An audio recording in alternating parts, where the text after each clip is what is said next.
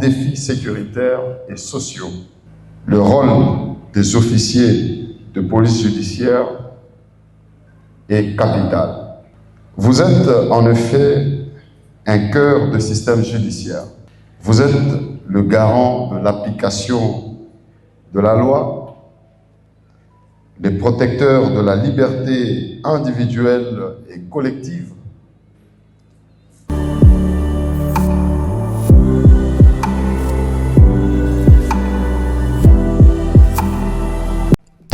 Reka ngusuhuze cyane wowe ukurikira ibiganiro bya The Quick Times News, aho ubuherereye hose hagiye hatandukanye mu nce zose z'igihugu n'abari hanze y'u Rwanda. Mwese turabasuhuje cyane. Aha ni mu ntara ya Tanganyika muri Repubulika Iharanira Demokarasi ya Kongo, hatangijwe ku mugaragaro amahugurwa agenewe abapolisi 100 bakora ku rwego rw'ubugenzacyaha. Aya mahugurwa azafasha kongerera ubushobozi inzego zishinzwe kubahiriza amategeko no kurinda uburenganzira bw'abaturage. Ni gahunda iri gushyigikirwa n'umuryango w'Ubuyapani ushinzwe ubutwererane mpuzamahanga witwa JICA. Uyu mushinga n'ubundi wagiye naha mu Rwanda warahageze, kuko hari bijyanye no kwigira kuri za internet online. Hari imishinga yaje uyu muryango wa JICA n'ubundi hano mu Rwanda nawo wigeze kuhagera, ariko ntabwo ari ibi byari buzanye, byari mu bijyanye no kwiga hakoreshejwe internet cyangwa se ikoranabuhanga.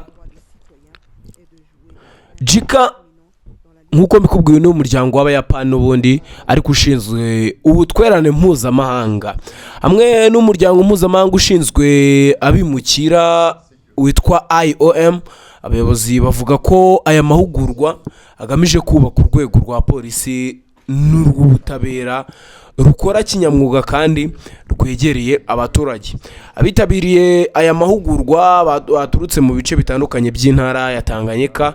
Mu minsi iri imbere bazahugurwa ku mategeko agenga iperereza, uburyo bwo gukusanya ibimenyetso, kubahiriza uburenganzira bwa muntu, gukoresha neza dosiye z'ibyaha no gukorana n'ubushinjacyaha kugira ngo ababazwa ibyaha bagezwe imbere y'ubutabera mu buryo bukurikije amategeko. Abayobozi ba guverinoma ya Kongo bagiye batangaza ko igihugu kidashobora kugira amahoro arambye cyangwa iterambere rirambye igihe ubutabera budakora neza. Niyo mpamvu bashimangira ko kongerera ubumenyi abapolisi b'ubugenzacyaha ari imwe mu nkingi zifasha kurwanya ibyaha no kugarura icyizere abaturage bafitiye inzego za leta.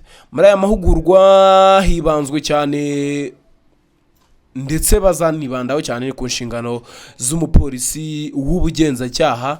Uyu mupolisi niwe wakira ikirego, agakora iperereza ry'ibanze, agashaka ibimenyetso ndetse akanategura dosiye ishyikirizwa ubushinjacyaha.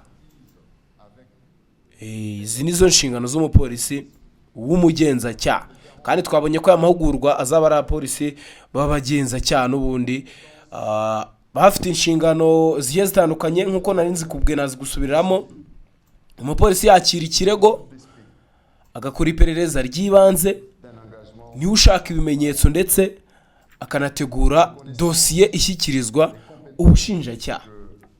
Ibi rero ni bimwe mu bintu bazigishwa cyane, bazahugurwamo kugira ngo babikore kinyamwuga.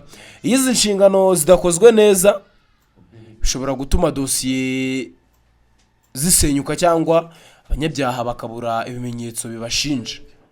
Ariko urumva hazamo gutyaza n'ubundi nyine izi nzego, kuko niyo mahugurwa bagiye kuba bafata.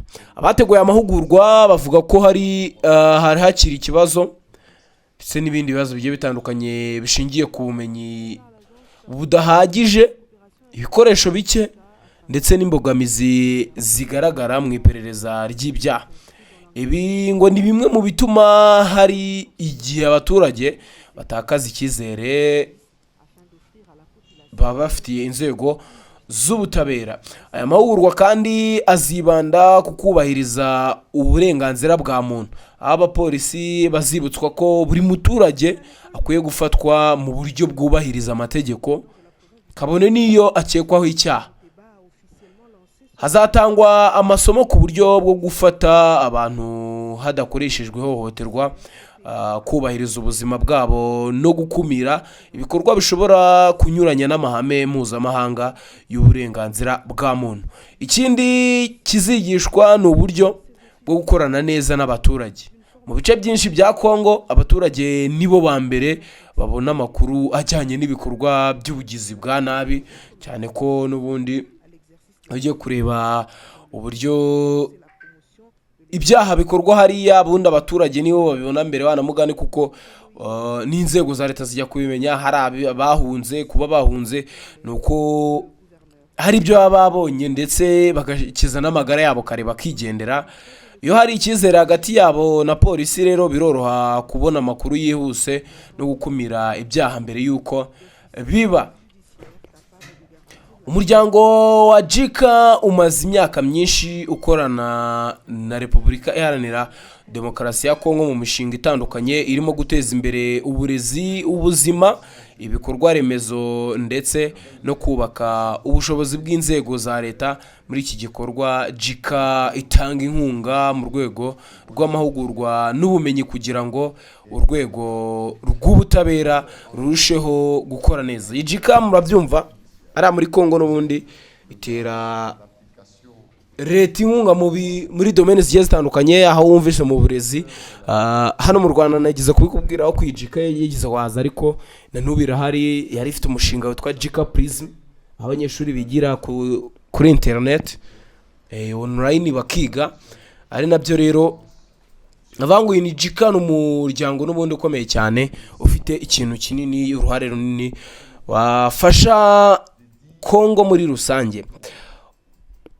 Undi muryango bari kumwe nakubwiye ni IOM, isanzwe ifasha ibihugu byinshi mu bijyanye n'umutekano, gucunga abimukira no kubaka amahoro.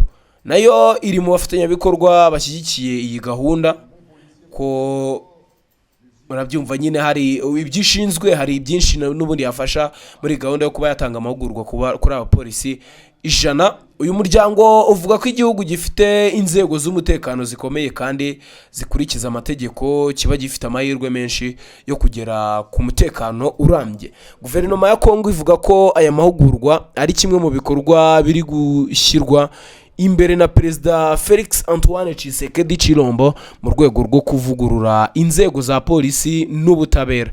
Mu myaka ishize ubuyobozi bwakunze gutangaza ko bugamije kubaka inzego zikora neza, zirwanya ruswa kandi zifite ubushobozi bwo guhangana n'ibibazo by'umutekano. Intara ya Tanganyika ni imwe mu ntara zakunze guhura n'ibibazo by'umutekano n'amakimbirane mu bihe bitandukanye. Abasesenguzi bavuga ko kugira abapolisi bafite ubumenyi buhagije bishobora kugira uruhare mu gukumira ibyaha, gukemura amakimbirane hakurikijwe amategeko no kurinda abaturage. Nubwo aya mahugurwa ari intambwe nziza, hari abavuga ko azatanga umusaruro ari uko aherekejwe n'ibindi bikorwa birimo kongera ibikoresho by'akazi, kuzamura imibereho y'abapolisi, kubaha ubushobozi bwo gukora iperereza rigezweho no gukurikirana ishyirwa mu bikorwa ry'ibyo bazaba barize. Urumva neza ufite ubumenyi nta bikoresho ufite, ibintu nawe urumva ko ntabwo akazi kagenda neza muri rusange. Hari kandi abibutsa ko abaturage bazagira icyizere cyuzuye mu nzego z'ubutabera ari uko babona amategeko akoreshwa kimwe kuri bose, nta vangura kandi nta kudahana abakora ibyaha muri rusange. Gutangiza aya mahugurwa ni ikimenyetso cy'uko guverinoma ya Repubulika Iharanira Demokarasi ya Kongo ikomeje gushaka inzira zo kongerera ubushobozi urwego rwa polisi n'ubutabera. Cyakora intsinzi y'iyi gahunda izashingira ku buryo amasomo azashyirwa mu bikorwa ndetse nuko abazayitabira bazakoresha ubumenyi bazakura muri ayo mahugurwa mu kurinda abaturage no kubahiriza amategeko. Reka mbashimire cyane mwe mukurikira ibiganiro byacu hano kuri The Quick Times News. Nise ko mumeze neza, kandi icyo nabwira nuko Imana ibana namwe mu byo mukora byose, ubundi muhahe muronke. Dans un contexte où notre province continue de relever des importants défis sécuritaires et sociaux, le rôle des officiers de police judiciaire est capital. Vous êtes en effet un cœur de système judiciaire. Vous êtes le garant de l'application de la loi, les protecteurs de la liberté individuelle et collective, ainsi que les acteurs clés de la lutte contre l'impunité, telle que prônée par la vision de son Excellence, Monsieur le Président de la République, chef de l'État, Félix Antoine Tshisekedi Tshilombo. Vous avez le devoir de dire le droit, même si votre conviction personnelle ou vos sentiments vous obligent, mais vous êtes tenu par la loi de rester juste. Un bon policier protège d'abord les innocents avant de poursuivre le coupable. Un OPJ, c'est comme un médecin. Vous recevez un malade, vous posez d'abord des actes, protégeant d'abord les innocents et par la suite poursuivre le coupable. J'exhorte également les formateurs à partager leurs expertises avec pédagogie et professionnalisme afin de garantir un transfert de compétences de qualité. Faites preuve de discipline, d'ouverture d'esprit et d'un engagement sans faille. Les connaissances et compétences que vous acquérez ici doivent se traduire concrètement sur les terrains au bénéfice de la population que vous servez. Sur ce, je déclare officiellement ouverte la formation des officiers de police judiciaire dans la province du Tanganyika. Je vous remercie.